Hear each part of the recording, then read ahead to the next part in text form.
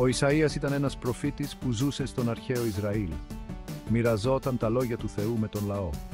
Ο Ισαΐας έζησε σε μια δύσκολη εποχή για τους Ισραηλίτες, οι και είχαν απομακρυνθεί από το Θεό. Το όνομα Ισαΐας σημαίνει «Ο Κύριος σώζει».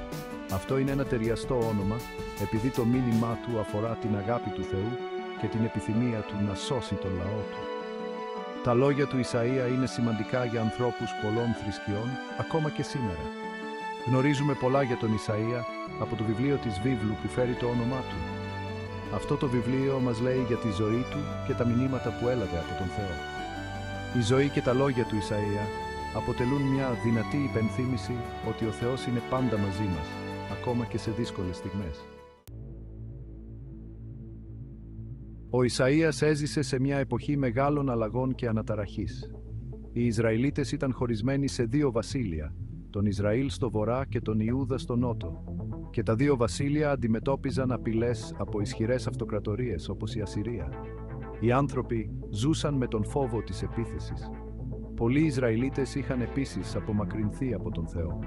Λάτρευαν είδωλα και αγνοούσαν τους φτωχούς και τους άπορους. Ο Ισαΐας έβλεπε την αδικία και τα βάσανα γύρω του. Ήξερε ότι ο Θεός δεν ήταν ευχαριστημένος. Το μήνυμα του Ισαΐα προς τους Ισραηλίτες ήταν σαφές. Επιστρέψτε στον Θεό. Τους προειδοποίησε ότι η κακία τους θα οδηγούσε στην καταστροφή. Ο Θεός ήταν θυμωμένος με τη συμπεριφορά τους και θα τους τιμωρούσε. Ωστόσο, ο Ισαΐας πρόσφερε και ελπίδα. Υποσχέθηκε ότι ο Θεός θα συγχωρούσε όσους μετάνιωναν. Ο Θεός θα αποκαθιστούσε τη γη τους και θα τους έκανε ξανά δυνατούς. Ο Ισαΐας παρότρινε τον λαό να ακούσει τη φωνή του Θεού. Τμήμα 4. Αληθινή θρησκεία, δικαιοσύνη και έλεος. Το μήνυμα του Ισαΐα ξεπερνούσε τα τελετουργικά και τις θυσίες. Τόνιζε ότι η αληθινή θρησκεία περιελάμβανε τη φροντίδα για τους άλλους. Ο Θεός επιθυμούσε δικαιοσύνη και έλεος. Ο Ισαΐας καταδίκασε την υποκρισία όσων ισχυρίζονταν ότι λάτρευαν τον Θεό, αλλά αγνοούσαν τις ανάγκες των φτωχών και των καταπιεσμένων. Προκάλεσε τους Ισραηλίτες να ζήσουν ζωές που αντανακλούσαν την αγάπη και τη συμπόνια του Θεού.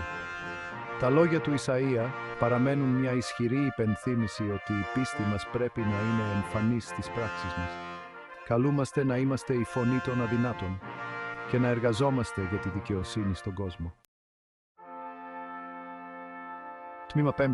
Ο ερχόμενος Μεσσίας, ελπίδα για το μέλλον. Ο Ισαΐας είναι ίσως περισσότερο γνωστός για τις προφητείες του για τον ερχόμενο Μεσσία. Προείπε τη γέννηση ενός ξεχωριστού ηγέτη που θα έφερνε ειρήνη και δικαιοσύνη στον κόσμο.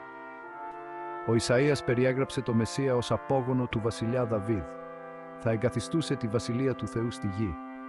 Οι προφητείες του Ισαΐα έδωσαν στους Ισραηλίτες ελπίδα για ένα λαμπρότερο μέλλον. Πίστευαν ότι ο Θεός θα έστελνε έναν σωτήρα για να τους σώσει. Τα λόγια του Ισαΐα για το Μεσσία είναι κεντρία για την χριστιανική πίστη. Τμήμα 6.